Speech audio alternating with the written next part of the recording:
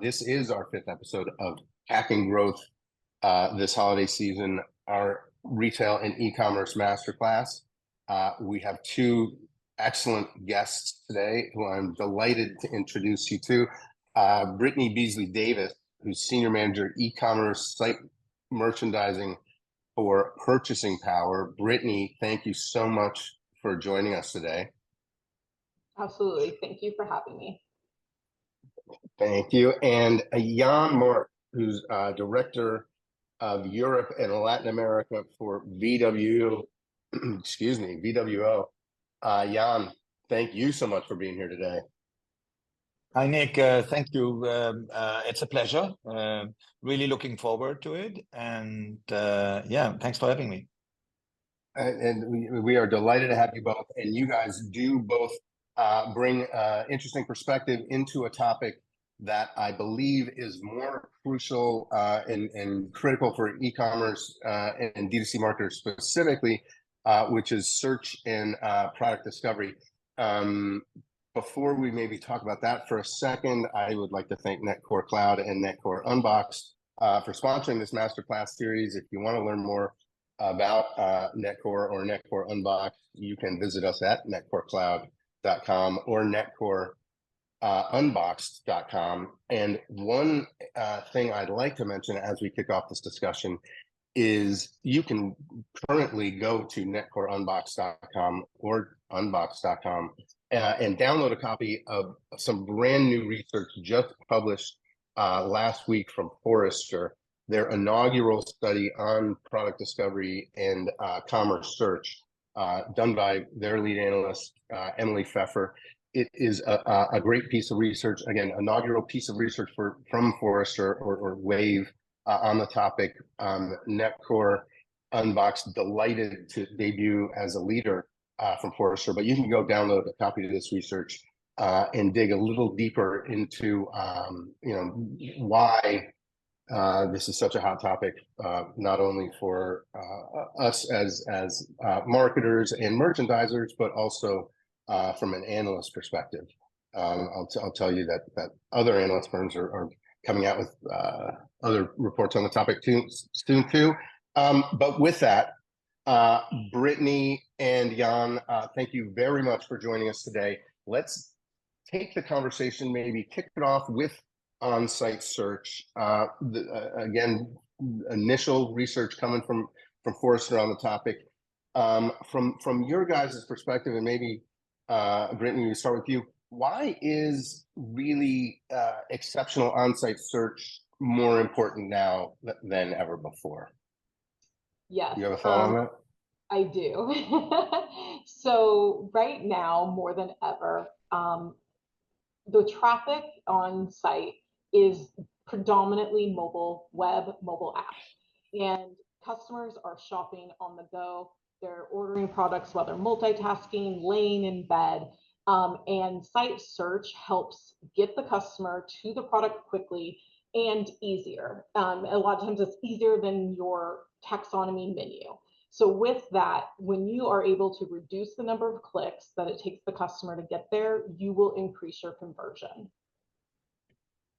Right, it's an interesting point there. Mobile plays a big role. Jan, you have a thought on on-site search and why it's so critical?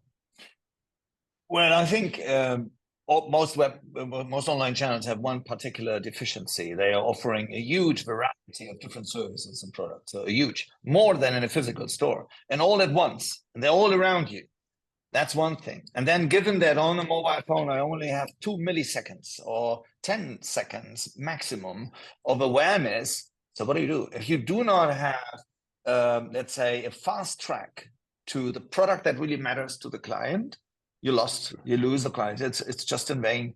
And so far, we once studied what are the most relevant factors to actually non-conversion, and it's been the search experience. Actually, the search experience across most sites, I must say, unfortunately, is still pretty poor. It is just very basic. It is a text box where you just type it in and then you fire it up, and then it goes into whatsoever database without any intelligence, without any recommendations, without any smartness in it. So yeah, I agree. It is probably the most crucial thing. And when we go into the holidays, I believe it's getting even more important, because we all know it since 50 years, since forever, that the big question around Christmas is, what do I buy for daddy? And what do I buy for mom? And what do I buy for my wife? And so you're searching, right? So it's not that you know exactly, I want to have the iPhone 14 now, and then I go to Apple and buy the iPhone 14. No, I go to Amazon and I go to big brands and I go to multiple platforms and I try to find the product for my loved ones. That is searching. And that's very, very important around the holidays. Yep. And you raise an interesting point there, which, you know, Amazon, there are some people who have it down, you know, Amazon and Google have raised some expectations. You know, if people are used to that product discovery experience and then don't get that on a brand website, it can be a problem. Brittany, from your perspective, what makes a great search experience? What separates the kind of, and I think both your points, the Forrester research, good enough is not enough now, was a direct quote from you know, so what is good look like?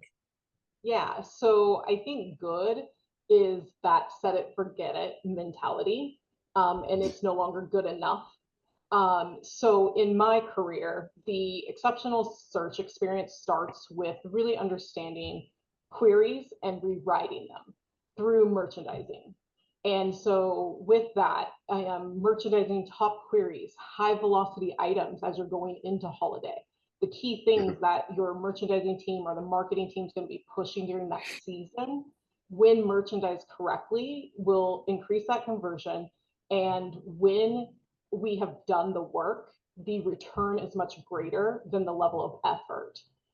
So that's definitely validating and lets you know you're showing the customer what they want to see. Yeah, makes good sense. And any thoughts from you, Jan, on just how to deliver those experiences that are you know, what the customer wants to see? We asked the same question not too long ago to a couple of hundreds of our customers. What makes a great search experience, right? Because many of the experiments that we see that our customers execute on their sites are related to the search experience, right? So is it the initial recommendations, the automatic suggested products that come up and so on? So the smartness, ease of use was by far the most important part. Very funny. I mean, stupidly simple things that we saw. You know, when we have a mobile phone, you mentioned it, Brittany, mobile is so decisive. So how do people access search on a mobile when they are in the middle of a season? They have a tiny little spotlight, right? This little icon there.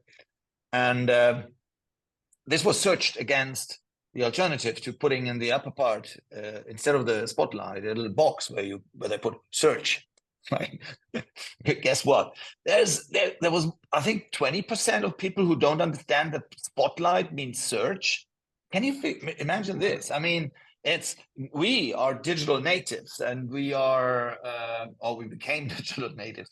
But there's 20% who do not understand what is this spotlight there in the upper right. So the moment that you put search, so this is a very simple thing. A bigger part as well, I think, is to answer the question, what is good is when the search, how you handle search results. I think very, very prominently, it was mentioned a lot of time, the smartness and usability of filtering down, narrowing down things. I mean, all the meta searches have shown what's state of the art there, filtering and sorting and this kind of thing.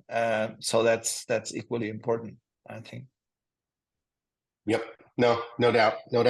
And I think also of increased importance now is just the whole post-search experience. The whole, now that we have a consumer, they've shown intent or interest, they've given some data around at least what they're looking for at that moment. That subsequent experience of just delivering a personalized kind of shopping experience once we have them. and I know this is a hot button for us all, because personalization, we've talked about it a lot, and I think there's a balance here around personalization and product discovery in many cases. But from your guys' perspective,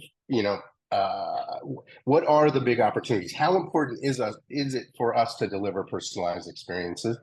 And then what are the opportunities from your perspectives here? And Brittany, go for it. Yeah, no problem. So personalization is incredibly important. Just using myself as an example, as a shopper, if I go onto someone's site and I experience a personalized, have a personalized search results or touch points throughout the customer journey, I feel appreciated and recognized. And then if they do it very, very well, I am now committed to them. They're going to be the first place I go. I trust them, and I'll come back to do repeat business. So I'm a huge fan of personalization. Currently, we just launched it with Unboxed for 50% of our audience. So we're diving into that, but we definitely do personalization in other ways on our site today. And I think the biggest opportunity is that you need to consistently A/B test and then action on the data that you get from those A/B tests and implement the winners, cut the losers. Nick, I promise I didn't ask Brittany to say that, and I really appreciate that you do. So I couldn't agree more, since we are a testing company. I mean that when what you just said, Brittany, is kind of impressing, I would say, given the surroundings and the sad reality and the vast majority of online channels. So in what happens after the search experience, I would say that most of the cases it's pretty much ignored. So you do not, it's not saved, it's not used. This information of what you're interested in, what you're looking for, is you might end up on one product, but as from then, as it is, the session continues to be as if you didn't say anything around it. So when you have your next session next day, you will be confronted with very few information. So we see that, I would say 8 out of 10 right now, personalization is not happening. Or not happening to a sufficient extent. And I mean, we have a product which is also called VWO Personalize, and we wanted to know why. Why is that? And I mean, we're talking about personalization since 20 years, I think, roughly, right? So personalized user experiences. I think there was a book that I read about 20 years ago about personalization of online customer relationships or something like that. And I think there are multiple reasons for it. I think people but stakeholders, decision makers, probably make a too big hassle out of it. So nowadays there's smart technologies like yours that you can actually make it happen without a huge multi-year project. So it's very much plug and play. I mean, that needs to be done. Certain things need to be done, but certain personalizations require very, very few efforts, right? So that you but you need first of all, you need to get the buy-in to understand, I want to do it. I will dedicate some resources to it. As I said, it doesn't have to be too much, but I go then, let's say, follow a strategy of walk, crawl, run, no, crawl, walk, run, crawl, walk, run, so that you start with something. And I think, yes, we see something. If you go to a fashion shop, you see, are you a man? Are you a woman? And then from there on, you pretty much got it. But that's not what I call personalization. I call personalization that once that I have looked at a lot of blue trousers, I want to see a lot of blue on the field, and also maybe white shirts that go well with blue trousers and so on. I want some smartness in this, right? So we had an interesting example was when we were working for a large, before I joined BWO, we were working for a large hotel chain, and they had two user groups, two target groups, which were families and couples. Both have completely opposite expectations. One wanted a swimming pool full of kids shouting and going down the water slides, and the couples want just everything but that, right? So they want just have a quiet time at the pool. And so when somebody searches for one double room, 2 adults, it is not a family, surprise, right? So why don't you just stop showing all those crowded water slides? You can even hide them with the click of a button. So this is, I mean, there are simple ways. It's not everything so simple, but sometimes you can actually narrow down. Universities show, roughly speaking, around 150 courses on their websites. 148 are completely irrelevant for the user, completely, with anything around it. And 2 are the future of their life. They are super relevant, right? When you know that somebody has visited 2 times, that he is studying law, he wants to study law, why don't you cater more law and legal and all the reputation and let your law professors speak and so on, instead of boring people with art, right? So that's a bit where I find people, I mean, seriously, personalization is not a technical challenge. It is a management challenge, I think. You need the attitude, the can-do attitude, and then take the first step and start personalizing something, right? That's my take on it. It is wonderful. I think it is in conversion optimization, it is actually the holy grail. It is what makes a really big difference. No, I buy that for sure. Brittany, you have any thoughts on kind of where to start from your perspective, or where the low hanging fruit is well, I was merchandise? Yeah, I was laughing because Han touched on it. I mean, where to start is begin. And so what I find is the systems, resources, and time are the internal blockers usually.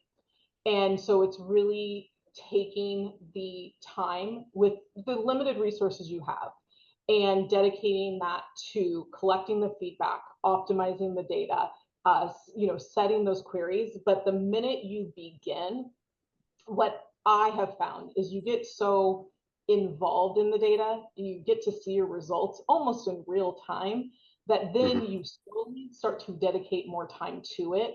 And, for me, it has been an area where that instant gratification has allowed me to sell my management team on dedicating more resources to it.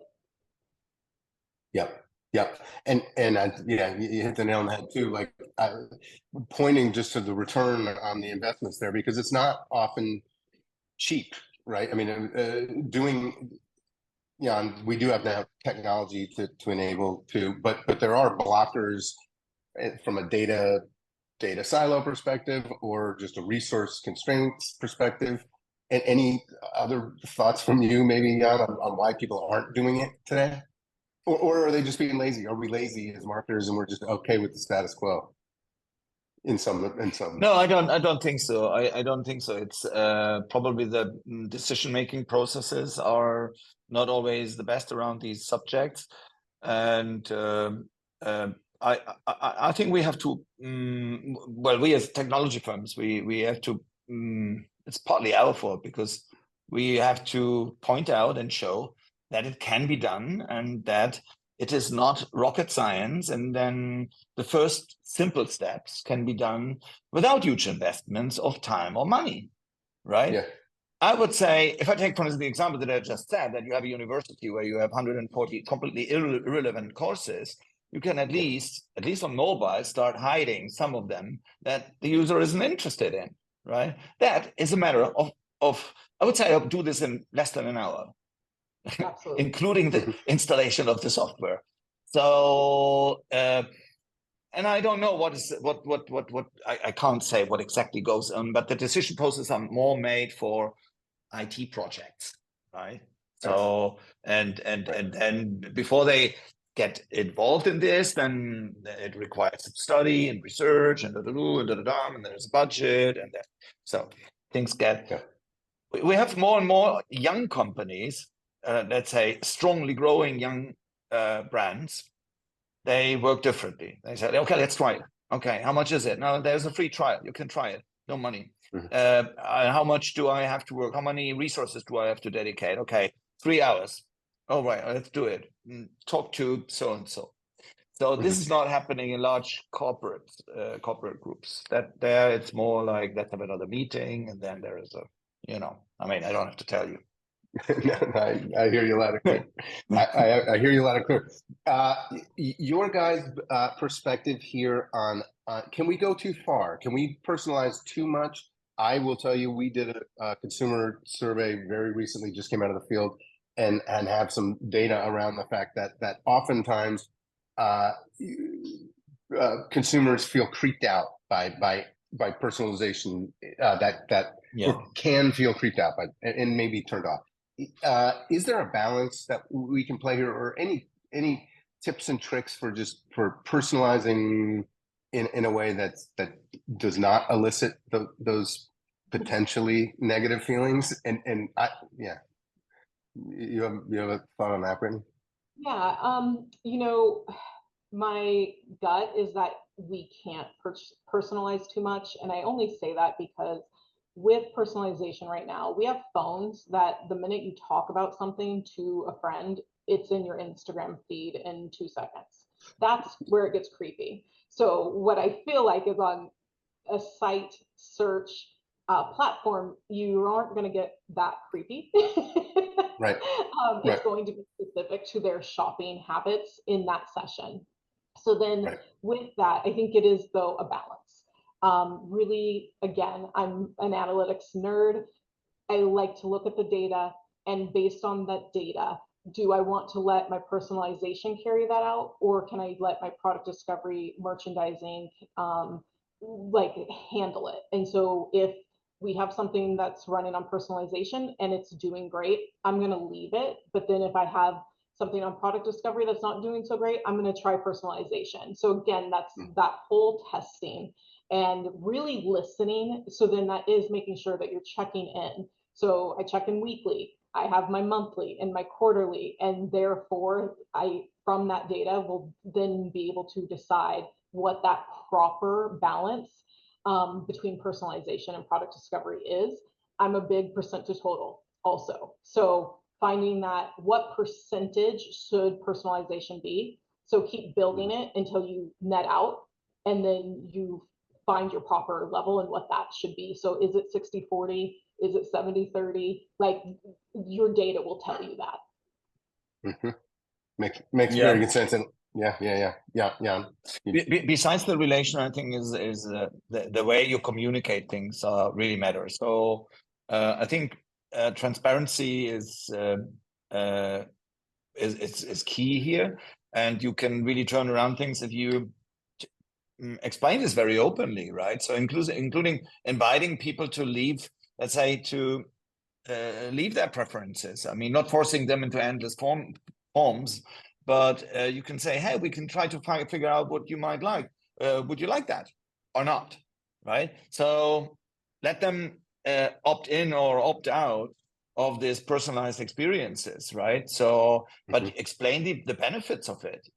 For instance, we had one test, I remember, where instead of just asking for the consent to there were a lot of drop-offs there where people were asked for the consent of the cookie consent around personalization, etc.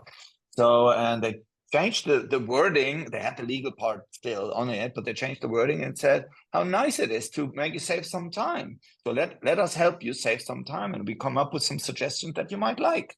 And since nobody has time, and I think it was very humanly explained that this is not to gather data or anything like that. This is to make this more fun, right? And this communication is an art. You need to explain very well that you are doing it, but not as a legal step forward. This is what you find normally. The content management texts are the worst in the world. But explaining, we would like to do this, and if you opt out, you opt out, right?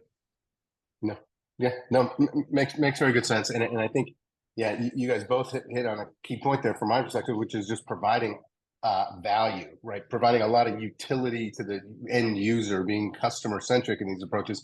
Because if you are, then yeah, the personalization, yeah, is appreciated. On the flip side, when we're being followed around with items that we just absolutely. And one more thing, if you're not sure mm-hmm. about it, because it could depend very much on the type of product, the industry you're playing at, and the sensitivity of your audience and so on. Clear message: test it, try it out, right? See the responses, how they work, and this proportion of which level of personalization leads to better results and which one leads to, where's the point that you see more drop-offs, right? This is where there is no clear mathematical rule, and it's not the same rule that applies across all different types of products and services. So trying it out is a good thing. No, makes very good sense to me. This would not be a conversation, a fireside chat on the topic of personalization or marketing technology in general, and without us bringing up the topic of AI and the power. And we could probably talk for a while on the topic in general, but maybe in the framework of just AI, merchandising optimization. What role from your guys' perspective, maybe right now, is the machine playing in helping us drive to better product discovery, on-site search, personalization? And Brittany, you want to I kick believe us off there? we'll have more on this. But right now, we're dabbling in AI. It definitely creates efficiencies. The role I would personally like to see it play, and this is kind of speaking to the experiences I've had, is, in type ahead results, a lot of times the general logic is to, guess the word by like the typing suggestion. So when you go to type in something like MET, you tend to get metal or the next thing out of a dictionary instead of Meta's newest VR headset. So my vision is that the AI will help tailor those type ahead auto suggest results based on your individual site. So that the site search results are more specific to you versus a general word that may come up. Even another example is in cell phones. There's a company called Blue, and it's BLU, but sometimes it thinks we're searching for the color. Like, do you want blue shirts? And it's like, no, I really want the phone. Sure. So I'm hoping that's where I would like to see AI play a major role. And I am sure there are more. That is just like a little tiny pin drop. So from here, I'm going to let Han take it on. Right. Jan, you chuckled when I raised the topic. Yeah, because I was a couple of days ago, I was in London and we were on a shopping trip with my wife, and I said to her, I wish I had an AI with me to predict your shopping desires more more to the point, because after 30 years of marriage, I still don't get it, right? Something around that. I agree totally with Brittany. So it needs to be useful for a specific use case and add value, right? So AI is only as good as its prompt, and it's only as good as it's the field where it can learn from, right? There are certainly certain things that only an AI can actually detect, which you don't know because you do not have access to. You can't detect patterns with hundreds of parameters, right?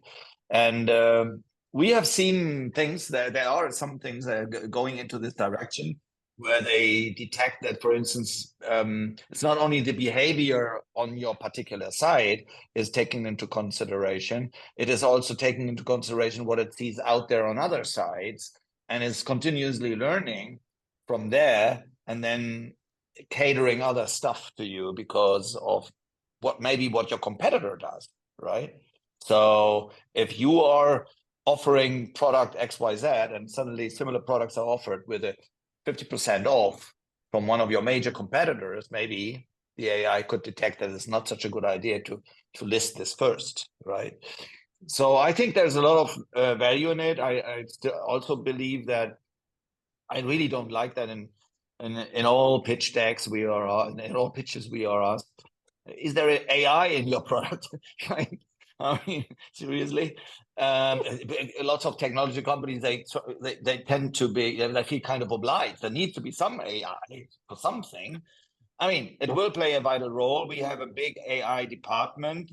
Which is there's a lot of stuff in the oven, but I think you should carefully watch what really adds value. Since VWO is in the field of online analytics and qualitative user analytics, understanding user behavior and predicting shopping behavior is a very human thing. There's a lot of psychology in it that is not easy to detect in a heat map, right? Where you just see clicks or so. No, I mean, it's a challenging thing, and we will see a lot of things coming up there, yeah, see what happens. It's going to be interesting. Don't take it as a buzzword, but it would be my recommendation. Look for specific use cases like the one that Brittany just described. No, that's good advice there. And you raise an interesting question there, just about certainly there's an art and a science here. There's a personalization versus kind of merchandising too. I mean, delivering what people want to based on their search results, and then delivering them product that we actually as retailers and merchants want to sell them too. How do we balance that? And is that part of what you're doing on a daily basis? Or Brittany, how do we balance that in your experience? Yeah, and I kind of spoke to this earlier, just constantly reevaluating and listening to the data.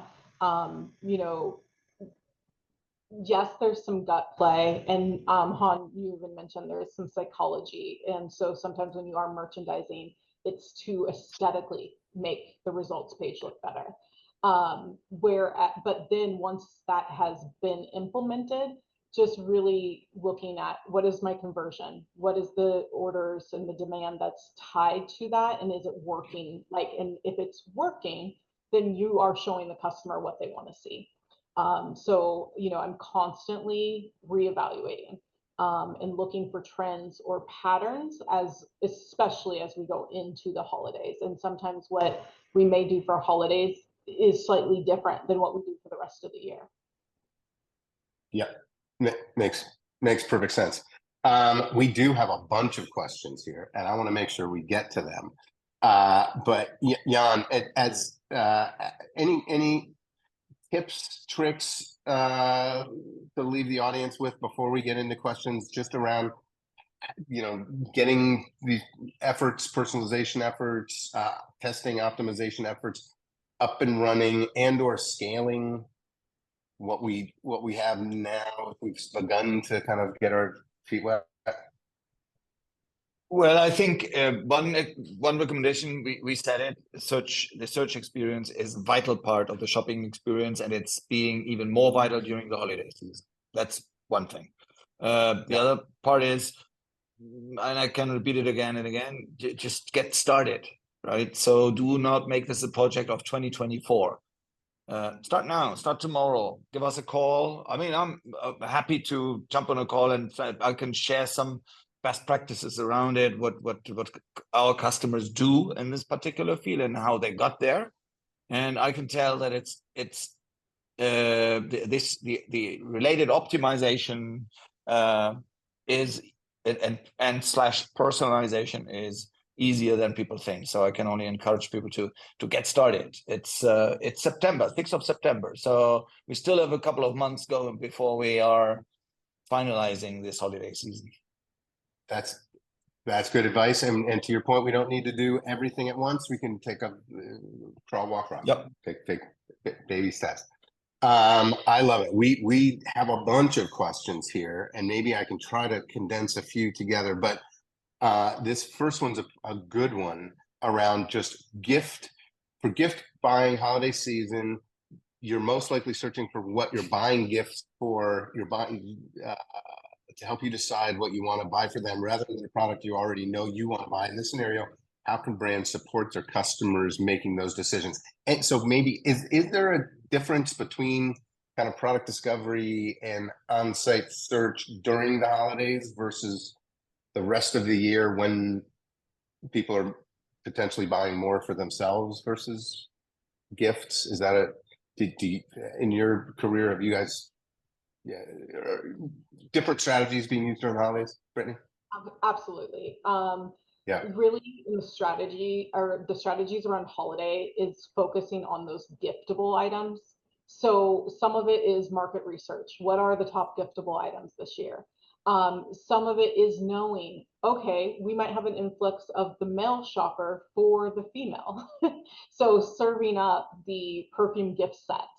So no, there's definitely more of a gifting mindset as far as like, is this a good gift? Is this what people are going to be gifting for the holiday season? Making sure to get those products discovered quicker. Mm-hmm. Yeah, and people optimizing, testing, building up conclusions to leverage during the holidays.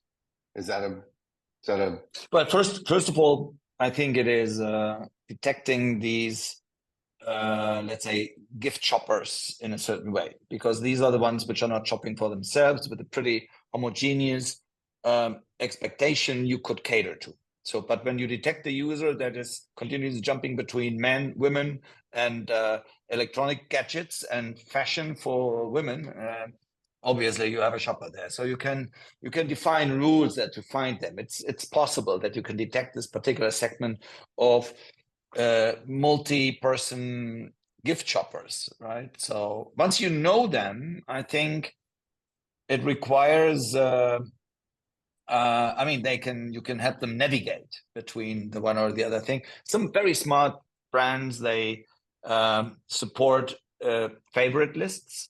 That's something that's very, very important in the holiday season, where people they put it there and they're not quite yet sure. They're comparing things, and then you can see how this list of favorites is being built up before being put into the basket.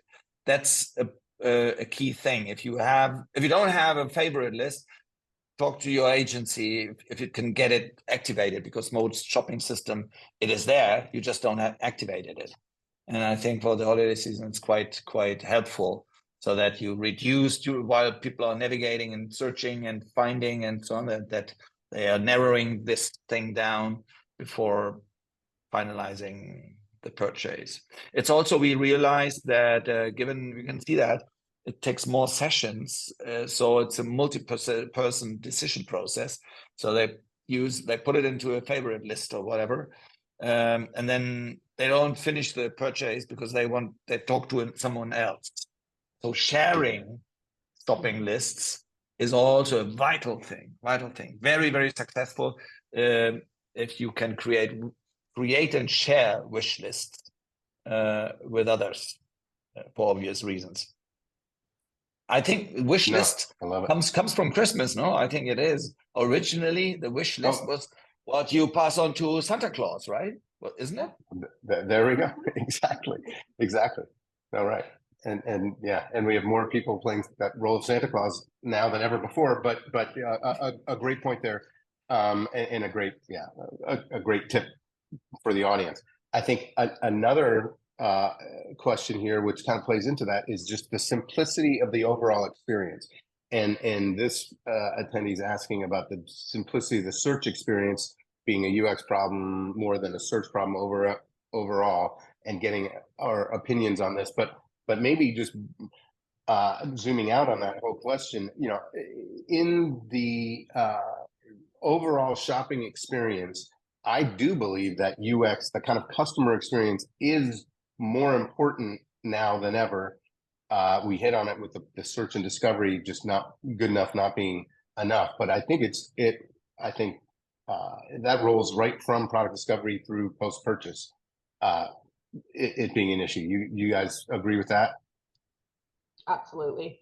Yeah. Like UX, especially mobile first, like making sure that the UX implementation is visually appealing for that person with that small device in their hand, is insanely important. And I've had the pleasure of setting in on and redesigning PLP pages for search, where, you know, get the images bigger. Like customers need to see it. Like they need to and see it quickly. Like this whole conversation, we've mentioned how quickly people are looking for things. And what I will tell you is our UX UI team was a huge factor in getting a successfully launched new search page that we're looking forward to it paying dividends. Yeah, I think I agree, and I think, let's say it's not either or. I think I mean the UX in the wider original sense of the word, the user's experience, has several sub experiences, right? So we analyzed it and clustered it a little bit about 2 years ago, and we found there were 8 experiences that are actually the user experience. There's the arrival experience, the first 3 seconds on the site. Then there is the navigation experience and search experience, or the orientation experience. And there is the information experience and the decision experience, and so on and so forth. So there are 8 that actually have to be covered in a certain way. And search is by far one of the most important ones in it. So it's part of it, I would rather say. Of the overall user experience in the wider sense of the word.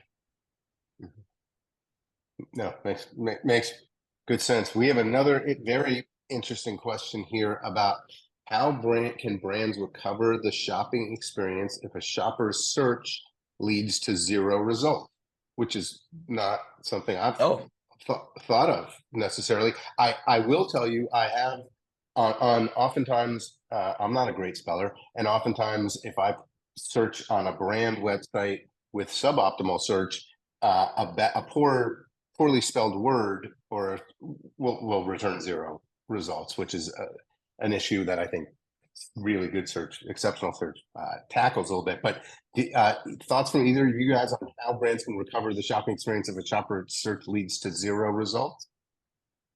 So this is actually one of my favorite things that we started in the last year doing. Is we've been taking those 0 results, investigating them, and then setting up merchandising campaigns, some of them being redirects. So for instance, a good example is Crocs. Currently, the site doesn't have them, but the customer is shopping for them. We have similar shoes. It's not the same brand. So we've now redirected them to the shoes category, serving them the Crocs styles, or styles that are similar to. So that is something that has been new to our team, but it's also been fun.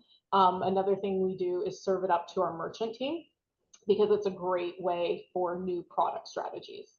Obviously showing them, hey, this is how many customers we have searching for these, that we have 0 results or related products. This could be a great opportunity. So that is something that I'm very passionate about and is in part of our queries. We look at top keywords, high velocity items, and 0 queries. Nice. Yeah, I agree. And I think that's the most important strategy, finding the next best product, next best category, and trying to close the deal. That's for sure very important.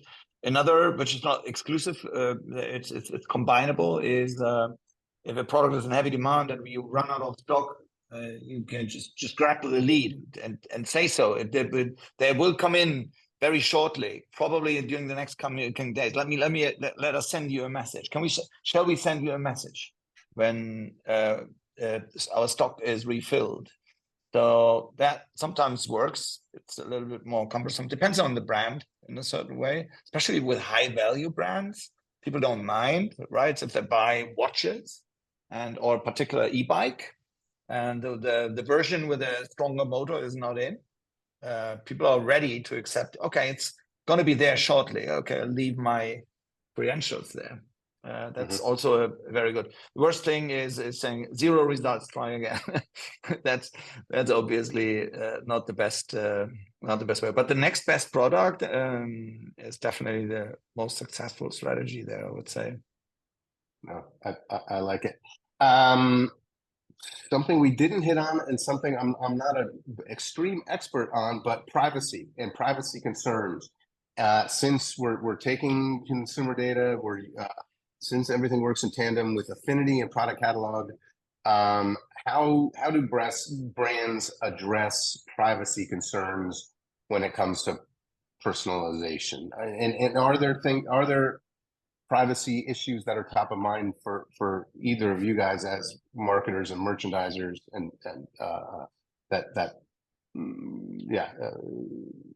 are top of mind? Yeah, I mean, I would say I definitely have a team like that. This is not my wheelhouse, but I'm constantly running things through them to make sure that we are in line. So I get the yay or nay on what is in those privacy policies. Because yes, we actually do have very strict rules around that. So what I would say is you got to listen to your internal department on that. Yeah. I think especially if you're global brand. Jan?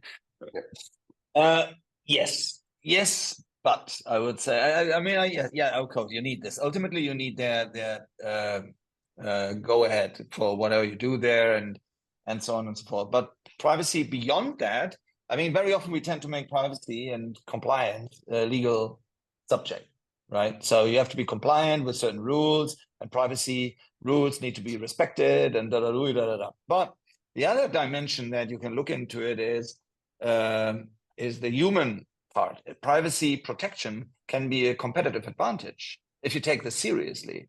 So I think, our company VW is based out of India and not out of Europe. So when we're doing business in Europe, our beloved competitors always point out, well, we are in Europe and not in India. Okay.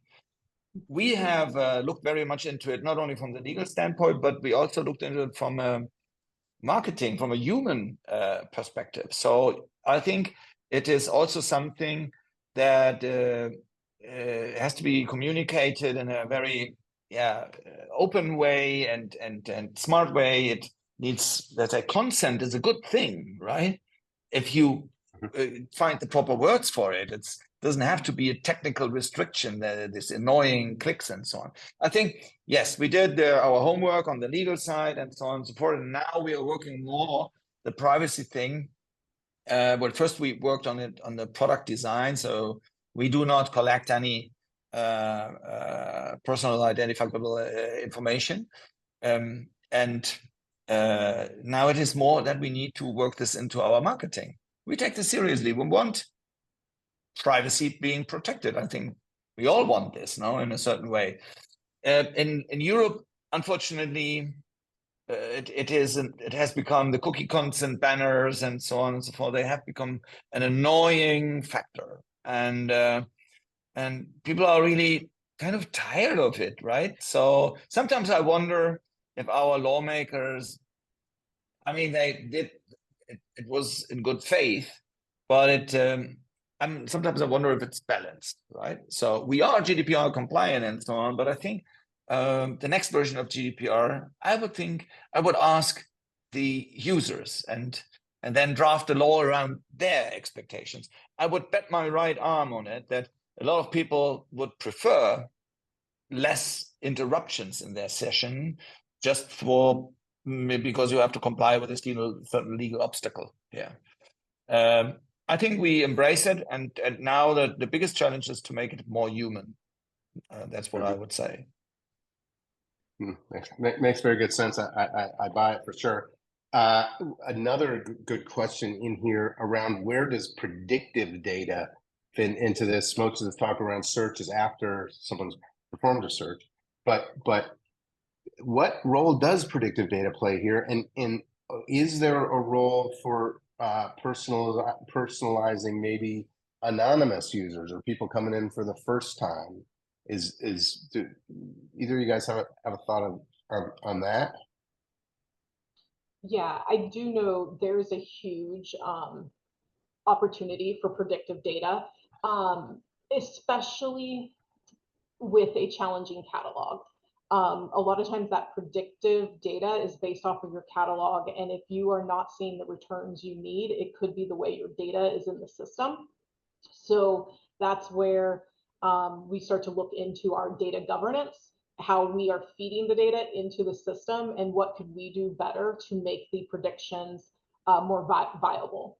But that is something that is it's a challenge, and it's a major lift, but worth doing the work. So I definitely think that is where earlier I mentioned I would love to see AI incorporated more so that it Mhm. hopefully would make up for some of that data that is not in its best structure. So I definitely, it's an opportunity. It's something that I personally am focused on, as I need to get my predictive searches up. So constantly looking at ways to improve that. And a lot of times it's, you know, if you have bad information in, you get bad information out. So really trying to kind of have guidelines around the data that we are getting into our system. Yeah, Makes it's great sense. difficult to add something on that. I totally agree with it, and it's and also it has kind of become a buzzword as well. So many um, technology platforms bake this into their pitch and description. So predictive analysis, more than 44 algorithms with for the predictive analysis. Okay. Big black box, right? But sounds good. And when if you then ask users or talk to customer service sometimes and so on, it's the predictability of shopping behavior is a real challenge. I mean, as a not only my wife, but it's in general I'm referring to. I think it's very situational, and that makes it hard to decide. So there's a lot of, especially online and on mobile devices, there's a lot of impulse buying. So you couldn't estimate that now this guy would have purchased it. Predictability, of course, comes certain type of purchase uh, mm, procedures kind of invite for this for simple predictions, right? For instance, in cosmetics, you can actually build some rules that every now and then people will buy this product, right? So you can almost, people don't like to subscribe to toilet paper, but actually they buy this every X time, and same to applies to shaving foam, and so there are certain areas of for repetitive purchases where you can easily, well, common sense predict that every now and then it's going to come. From the behavior, I would say situational interpretation, you should estimate that what's going to happen next. So I'm not an expert on that. I just have my doubt. I haven't seen really super performing predictive um, uh, analysis there. It's probably there, but Mhm. to be Uh, shown, right? I hear you, and that leads us to maybe a great way to close us out here with our last question. But when we're talking about to be shown and uh, around kind of search, discovery, personalization, what does success look like? How do we know when we're doing it right, and how are you guys and your customers kind of measuring success? What do you guys have a thought on that one to take us out? I mean, I've said it a couple times. Conversion is my biggest success metric. Um, Yep. and when done properly, you know, I've been in situations where when done properly, it has gotten us higher conversions at the front half of the year, equivalent to holiday conversion rates, which then obviously only accelerate when you get into Q4. So the work that we have done has paid us back in higher conversion rates year over year. Yeah. I mean, success is always relative. I mean, if you look at conversion rates in street shops, right? So when people walk into a Massimo Dutti store, so every second person comes out with a product that they purchase. So they have a conversion rate of 50%, roughly. And if you look at Amazon online, they tend to have something between 15 and 18% conversion rate. This is because they have such a huge range of products. So it's not that's it, but I think in every industry you can look around. We have a lot of benchmarks of where your conversion rate should be. So, and success then is how you start closing the gap between where you are today and where you could be within your industry, within your context, right? I think that's one thing. That is the output of the work. But also, I think success for us, for instance, we carefully measure as the North Star metrics, as it is called, the number of experiments that you're running. So it's not the final result, but if you have, let's say, it's also kind of a success if you already built an approach of ongoing improvement in your organization. Also, this is part of it is a success. It's not the final success for your shareholders, because what matters there is revenue and results, but it's a success on the road towards it. That's what I would say. And I think it's, as I said, I think the most important part is relative to look around, benchmark what you're doing, and try to find data where for your relative from your relative competition.